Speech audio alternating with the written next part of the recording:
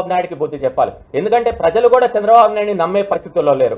గతంలో కూడా ఎన్నోసార్లు కూడా మేము కూడా కొన్ని వైసీపీ వైఫల్యాల మీద మాట్లాడాం. కానీ వైసీపీ వైఫల్యాల కంటే కూడా వైసీపీ ఫలాలు ఎక్కువ ఉన్నాయని చెప్పి కూడా చాలా మంది ప్రజలు చెప్పుకుంటూ వస్తున్నారు.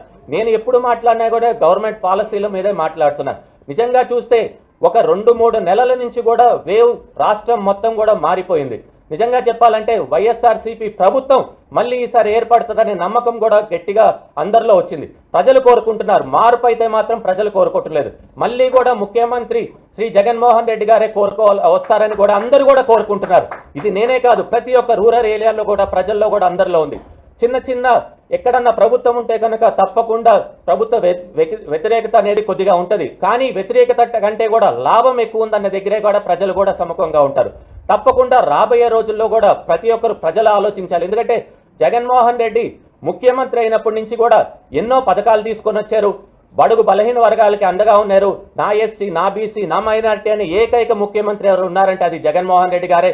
అదేవిధంగా ప్రతి ఒక్కరు మధ్యతరగతి వాళ్ళు కూడా ఈరోజు బాగా ఉన్నారు. రైతులకు కూడా ఈరోజు చూస్తే గిట్టుబాటు ధర వస్తుంది. ఎందుకంటే దాదాపు 20,000 రూపాయల నుంచి 25,000 రూపాయల వరకు పుట్టెడు వడ్లు వెళ్తున్నాయి. అదేవిధంగా వర్షాలు బాగా పడుతున్నాయి. అదేవిధంగా జగన్మోహన్ రెడ్డి గారు వచ్చినప్పటి నుంచి నాడు నేడు అనే ప్రోగ్రాం తీసుకొని వచ్చారు. ఫీ రీఎంబర్స్మెంట్ చేస్తున్నారు, పింఛన్లు ఇస్తున్నారు, వాలంటీర్ వ్యవస్థను తీసుకొని వచ్చి ప్రతి ఒక్కరికి ప్రజల దగ్గరికి వాళ్ళే వెళ్ళి పనులు చేసేటట్టున్నారు. అదేవిధంగా సచివాలయాలు కూడా ఓపెన్ చేశారు. గతంలో మనం కలెక్టర్ ఆఫీస్కో, ఎంఆర్ఓ ఆఫీస్కో, ఆర్డీఓ ఆఫీస్కి వెళ్ళాలి. ఇప్పుడు అవన్నీ లేకుండా మన సచివాలయంకి వెళ్తే పనులు కూడా అవుతున్నాయి. తప్పకుండా ప్రజలు కూడా ఆలోచించాలా. ఎందుకంటే ఎక్కడ చూసినా కానీ అభివృద్ధి లేదంటున్నారు. కానీ అభివృద్ధి అయితే మనకి నెల్లూరులో కూడా బాగా కనపడుతుంది.